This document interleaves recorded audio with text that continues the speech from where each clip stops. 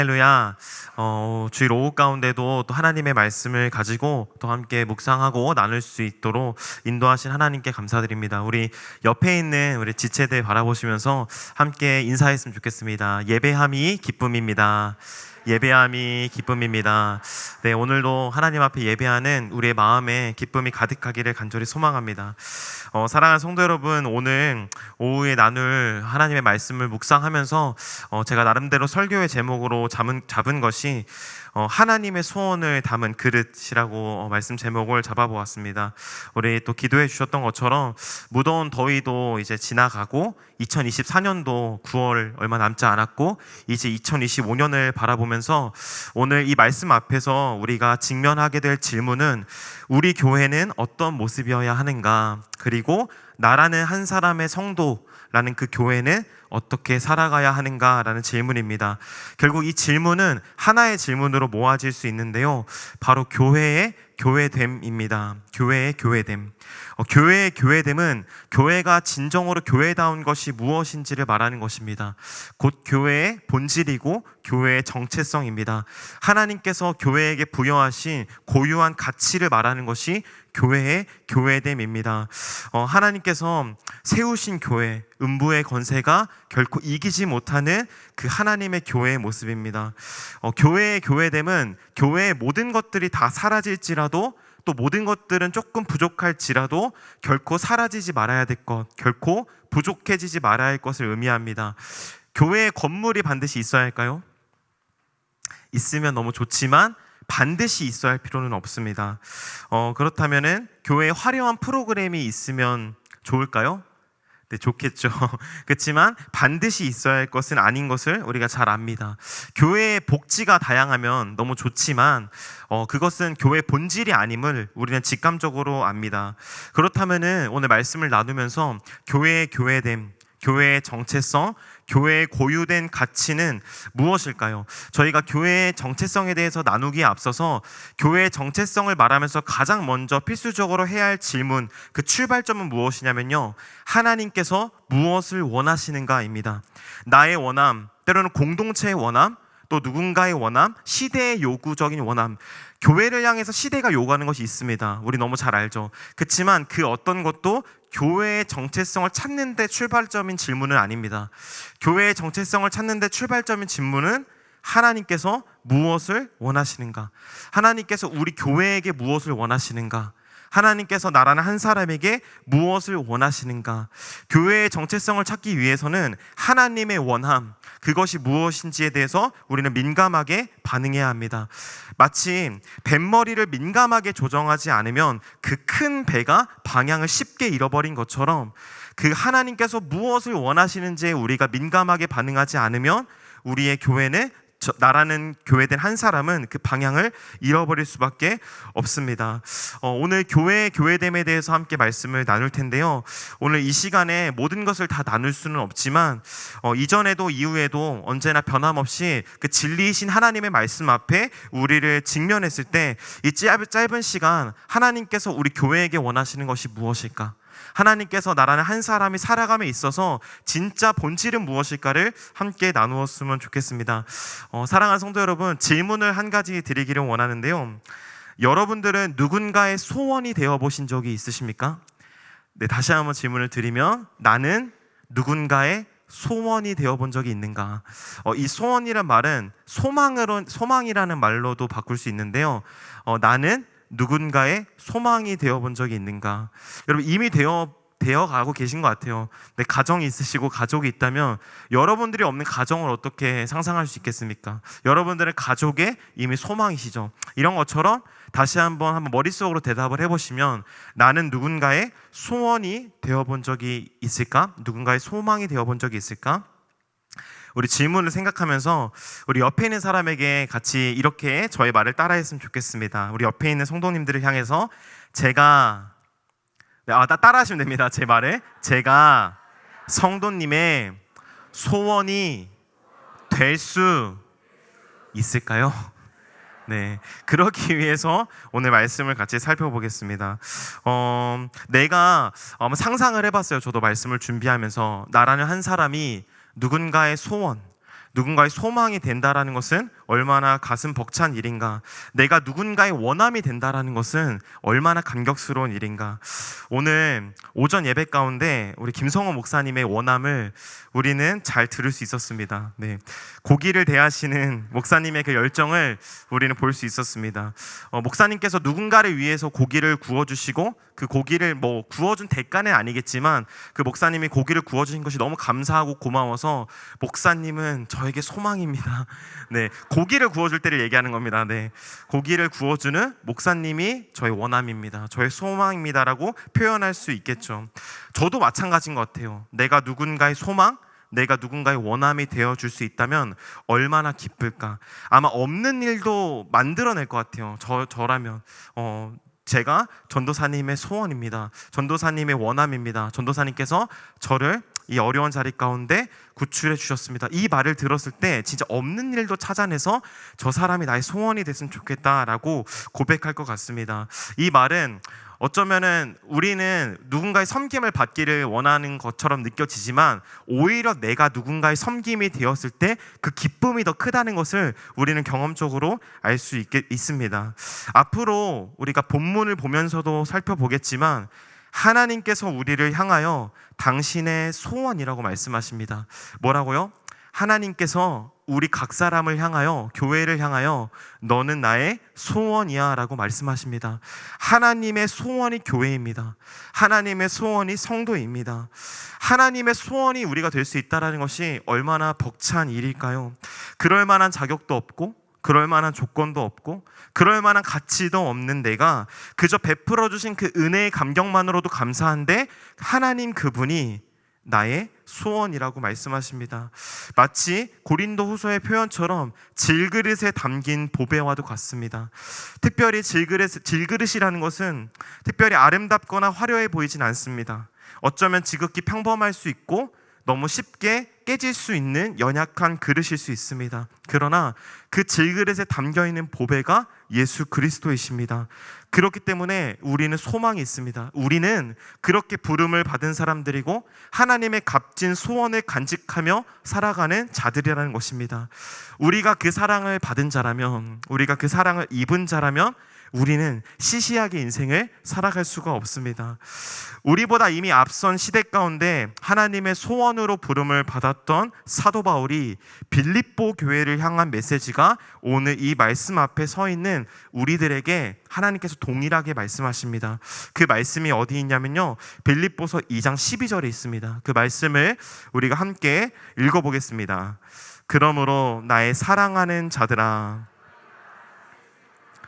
더욱 지금 나 없을 때에도 항상 복종하여 두렵고 떨림으로 너희의 구원을 이루라. 아멘.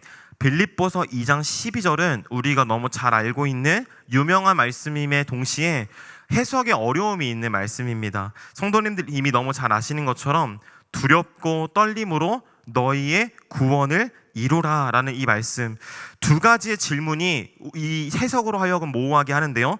첫 번째는 나는 이미 구원을 받았다라고 생각하는데, 나는 이미 구원받은 사람이라고 확신을 하는데 구원이 남아있는가? 이루어야 될 구원이 남아있을까? 라는 첫 번째 질문을 던질 수 있고요. 두 번째는 이미 구원받은 나인데, 이미 하나님의 확신으로 구원받은 나인데 두렵고 떨림의 불안한 마음을 내가 가져야 하는가? 이 두 가지의 질문이 두렵고 떨림으로 너희의 구원을 이루라라는 빌립보서 2장 12절 말씀 가운데 우리가 던져볼 수 있는 질문입니다. 근데 이러한 질문은 사실 구원의 단편적인 이해로부터 비롯된 질문입니다. 하나님께서 우리에게 베풀어 주신 은혜의 구원을 총체적으로 바라보지 않았기 때문입니다. 구원은 하나님께서 우리로 하여금 창세 전부터 우리를 택하시고 우리를 부르셨습니다. 부르셨다라는 것은 무엇일까요? 누군가를 우리가 부를 때 부름에는 뭐가 있을까요? 이유가 있습니다. 한번 여러분들 상상해 보시면 좋을 것 같아요. 집에서 누군가를 불렀습니다. 얘야, 아들아, 왜 부르셨죠? 심심해서. 그런 경우는 많이 없습니다. 물론 심심해서 부르실 수는 있지만 얘야 라고 부른 이유는 이유가 있기 때문입니다. 무슨 말이냐면 부르심에는 언제나 이유가 있다라는 것입니다. 그리고 언제나 반응이 있습니다.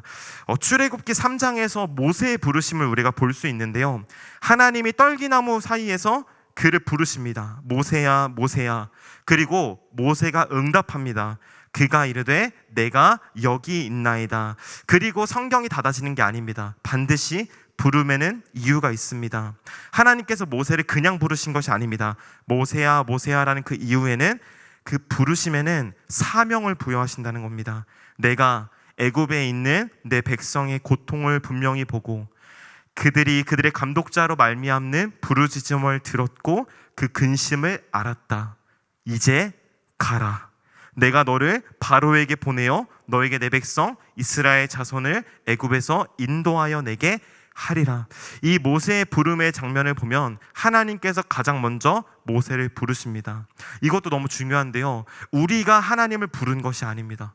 하나님이 우리를 부르셨습니다. 그 부르심이 먼저이고 반드시 부르심에는 응답이 있습니다. 네, 제가 여기 있습니다. 그리고 나서는 하나님께서 그 한 사람 한 사람을 부른 이유에 대해서 설명하죠. 내가 너를 애굽의 종되었던 집에서 인도하여 낸 그 하나님께서 너를 부를 거다라고 말씀하십니다.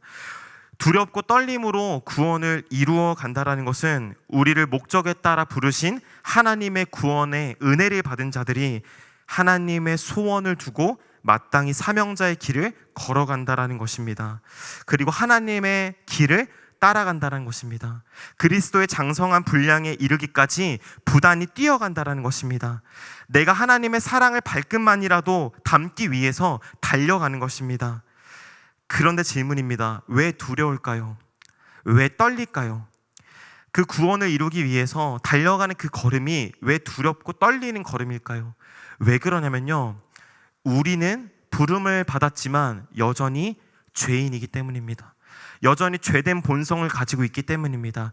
하나님께서 우리를 부르시고 의인이라고 칭해 주십니다. 내가 너를 의롭다고 칭해 주겠다. 그치만 우리의 본성은 의인이 될 수 없습니다. 우리의 본성은 여전히 악합니다. 그래서 이것을 향하여 누군가 이렇게 얘기합니다. 의인된 죄인. 여전히 죄인이지만 의인이 되었다라는 것입니다. 그렇기 때문에 여전히 이 땅에서 죄와 싸워야 될 싸움이 우리 안에 여전히 있다라는 것입니다. 부름 앞에 서 있는, 사명 앞에 서 있는 모세도 두려웠습니다. 내가 누구이기에 바로에게 가며 이스라엘 자손을 애굽에서 인도하여 내리까. 부름을 받은 모세가 왜 두려웠을까요? 당당히 걸어가면 될 텐데.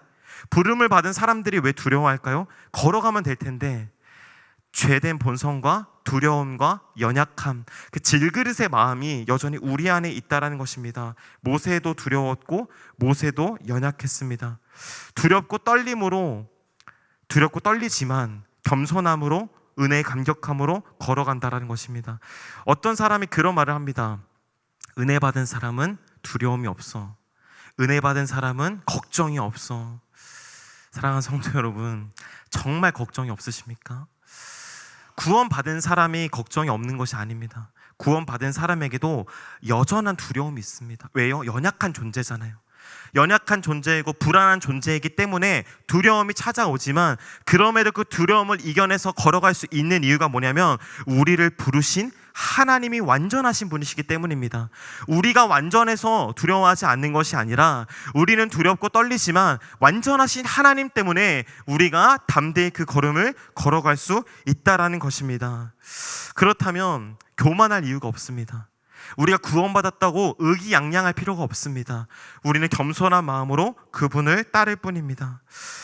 그렇다면 하나님의 구원이 부족해서, 그 구원이 부족하여 우리에게 미치지 못해서가 아니라 이미 확실하게 얻은 그 구원을 감격함으로 살아가는 자녀된 자로서, 그 거룩한 자로서 그 삶을 마땅히 연습하며 살아가는 삶이라고 이야기할 수 있습니다.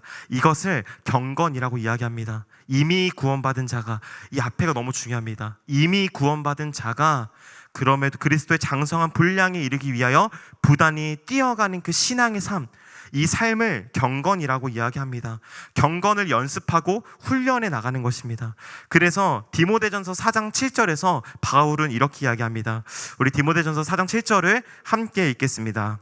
망령되고 허탄한 신화를 버리고 경건에 이르도록 내 자신을 연단하라. 사도 바울은 경건을 연단하라고 이야기합니다. 연단은 연습을 의미합니다. 경건하도록 거룩히 살아가도록 보다니 연습하라라고 이야기합니다. 특별히 빌립보서 우리가 2장 12절을 읽었는데요. 2장 12절을 대할 때 너희 구원을 이루라라는 것은 개인을 향한 메시지만은 아닙니다. 너희의 구원, 너 각 개인의 구원을 이루라라는 그 말이 아니라 너희의 구원을 이루라고 이야기합니다. 너희들의 구원을 이루라고 이야기합니다. 복수형으로 쓰여 있습니다. 무엇을 의미할까요? 단순히 사도 바울의 권면은 너 한 사람의 구원이 어떻게 이끌어가는지를 연습하라는 것을 넘어서 너희 교회, 빌립보 교회 너희들아, 너희가 하나님의 구원을 이루어가는 교회가 되어야 한다라는 것을 이야기하고 있다라는 것입니다. 이 말씀이 우리에게 어떻게 다가갈까요? 구원을 이루어가는 것, 경건을 연습한다라는 것은 단순히 집에서만 이루어지는 개인의 차원으로만 머물지 않는다라는 것입니다. 우리 신광교회가 경건을 연습하는 교회여야 한다는 것입니다. 내 옆 사람이 경건을 이루어가고 있는지를 함께 기도하고 살펴보아야 한다라는 것입니다. 그렇다면 어떻게 경건에 이르도록 힘쓸 수 있을까요? 경건에 이르도록 힘쓰는 삶의 비법이 13절에 있습니다. 우리 빌립보서 2장 13절입니다. 우리 함께 읽겠습니다. 너희 안에서 행하시는 이는 하나님이시니 자기의 기쁘신 뜻을 위하여 너희에게 소원을 두고 행하게 하시나니. 바로 너희 안에서 경건을 이르도록 행하시는 이가 하나님이시라는 것입니다. 우리를 경건하게 하는 것이 큐티가 아닙니다. 좀 기다리세요. 네, 이거에 대해서 이따가 말씀을 드릴 겁니다. 우리를 경건에 이르게 하는 것이 큐티가 아닙니다. 새벽 기도가 아닙니다. 예배 일찍 나오는 것이 아닙니다. 우리를 경건에 이루게 하는 것은 바로 성령의 일하심에 민감하게 반응하는 것입니다. 다시 한번 이야기하겠습니다. 경건이라는 것은 무엇이냐면요, 성령 하나님이 원하시는 것이 무엇인지에 민감하게 반응할 줄 아는 것이 경건이고, 경건을 연습해가는 과정입니다. 그렇다면 경건을 훈련한다는 것은 어떤 말로 이어질 수 있을까요? 경건을 훈련한다는 것은 내가 하나님의 그 이끄심에 성령님이 무엇을 원하시는지를 민감하게 반응한다는 것입니다. 우리 안에서 행하시는 하나님에 대한 민감성입니다. 13절은 나의 경건을 이야기하지 않습니다.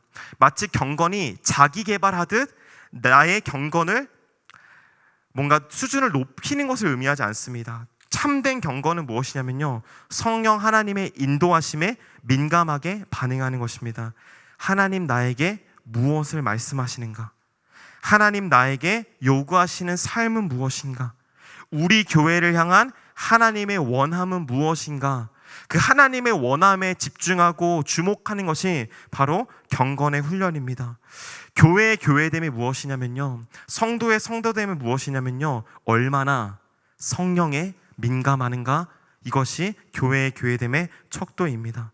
사람의 말이 아니라, 사람의 반응이 아니라, 사람의 능력이 아니라, 어떤 교회에 힘 있는 자로부터 나오는 그 말이 아니라 하나님의 말씀, 성령의 인도하심에 얼마나 민감하게 반응하는가가 교회의 교회됨을 가리는 척도입니다. 이제 말씀드리겠습니다. 큐티는 결코 잘못된 것이 아닙니다. 큐티는 경건에 이르는 연습 가운데 가장 핵심적인 실천입니다. 그러나 때로는 어떤 이들은, 특별히 한국교회 가운데 큐티가 문제가 되었던 이유가 무엇이냐면요, 소위 나 중심적 큐티, 나 중심적 해석이 문제였습니다. 그 말씀을 대하면서 이 말씀을 내 삶에 어떻게 지지받을 수 있을까? 다시요, 내가 내 선택을 함에 있어서 이 말씀이 나에게 어떤 지지를 안겨다 주는가? 전사님 맞는 말 아닌가요? 조금 다릅니다. 하나님의 말씀은 내가 지지받으려고 그 앞에 대면하는 말씀이 아니라 오히려 반대입니다. 내가 가지고 있는 이 생각이 하나님 앞에 무너짐을 경험하는 것이 바로 말씀의 자리이고 큐티의 자리입니다. 그래서 경건의 훈련이라는 것은 무엇이냐면, 하나님께서 이 말씀 가운데 나에게 무엇을 요구하시는가, 이 아침의 기도 자리 가운데, 이 아침의 말씀 자리 가운데, 이 큐티의 말씀 가운데 나의 모든 생각을 내려놓고 성령님 오늘 나를 어떻게 이끌어 가시기를 원하십니까? 라는 그 훈련이 바로 경건의 훈련입니다. 그렇다면 우리가 반드시 경건을 훈련해야 되는 이유가 무엇일까요? 다시 한번 우리 2장 13절을 함께 읽도록 하겠습니다. 2장 13절입니다. 너희 안에서 행하시는 이는 하나님이시니 자기의 기쁘신 뜻을 위하여 너희에게 소원을 두고 행하게 하시나니. 아멘. 제가 말씀을 묵상하면서 13절 어디에 밑줄을 그었냐면요, 너희에게 소원을 두고 행하시나니. 사랑하는 성도 여러분, 이 말씀이 우리에게 얼마나 감격으로 다가옵니까? 우리 안에서 하나님의 소원을 두고 행하시는 그 하나님, 아무런 보잘것이 없고 볼품없는 우리에게 고린도전서 1장 21절의 표현처럼 우리를 통해, 전도에 미련한 것을 통해 하나님의 소원을 우리 속에 두고 행하신다라는 것이 얼마나 감격스러울까요? 우리 안에서 우리로 하여금 하나님의 소원을 두고 일하시는 하나님, 사실은 이것이 때로는 두려움으로 다가올 때가 있습니다. 내가 어떻게 하나님의 소원을 이루어갈까? 내가 어떻게 하나님의 원함에 민감하게 반응할까? 내가 어떻게 매일의 삶 가운데 성령님이 원하시는 대로만 행동할 수 있을까라는 두려움이 우리 안에 가득할 때가 있습니다. 그러나 두려워하지 말아야 될 것은 13절의 표현처럼 내 안에서 행하시는 이가 하나님이시다, 이 말씀을 붙들고 나아간다는 것입니다. 그분은 그분의 뜻대로 이끌어 가실 것입니다. 이루어 가실 것입니다. 내가 핸들을 잡고 있다면 얼마나 불안합니까? 얼마나 두려워 떨립니까? 그러나 이 핸들을 잡고 계신 이가 내가 아니라 하나님이시니 우리는 담대하게 나아갈 수 있습니다. 사랑하는 여러분, 하나님께서 우리 안에서 하나님의 소원을 두고 일하십니다.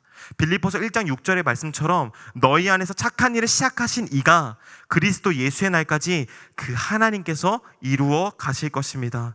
우리는 단지 하나님께서 무엇을 원하시는가, 성령님 나에게 무엇을 원하시는가에 민감하게 반응하는 우리가 되면 됩니다.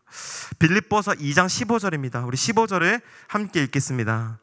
이는 너희가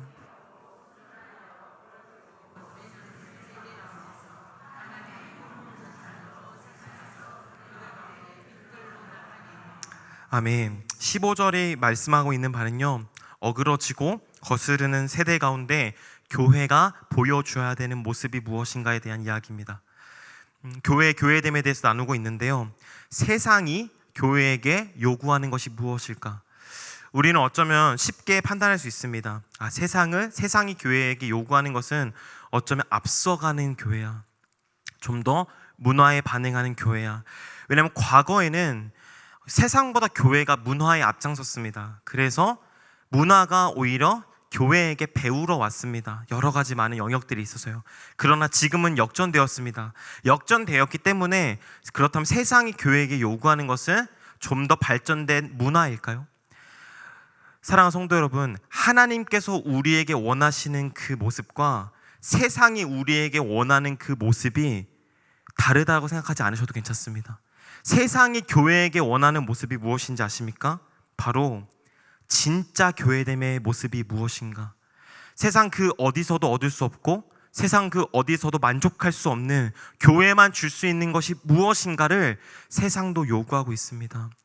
세상이 우리로 하여금 좋은 문화를 배출하라고 요구하지 않습니다. 오히려 그런 교회를 향해서 교회가 아니라고 이야기합니다. 누가요? 세상이요. 세상이 우리에게 요구하는 것은 너희들의 교회는 진짜 교회야?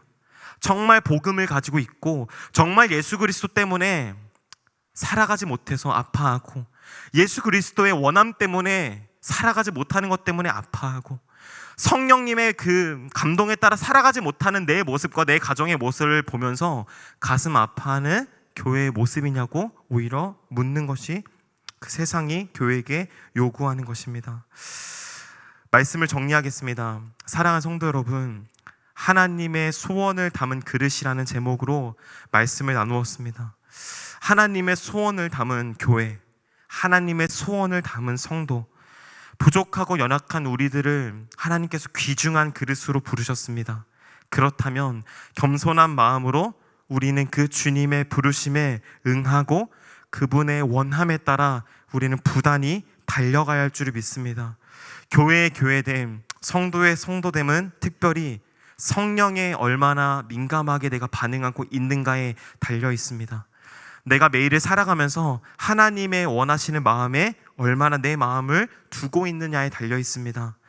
사랑하는 성도 여러분, 한 주를 살아가시면서 또 인생을 살아가시면서 매일 아침 주님이 나에게 원하시는 것이 무엇일까? 말씀을 묵상하시면서 하나님 나에게 무엇을 말씀하시는 것일까? 우리의 지극히 평범한 일상 가운데 하나님 나에게 무엇을 선택하기를 원하실까? 그 주님의 마음이 무엇인지 그 마음을 품을 때 하나님께서 우리 안에 두고 행하시는 그 소원을 하나님은 하나님의 때와 하나님의 방법으로 이끌어 가실 것입니다. 우리가 한 주간을 살아가며 그 하나님의 마음에 소원을 두고 하나님의 심정에 우리의 마음을 맡겨드리고 그분이 가시는 그 길을 따라가기를 부단히 노력하는 저와 여러분들이 되기를 소망합니다. 기도하겠습니다.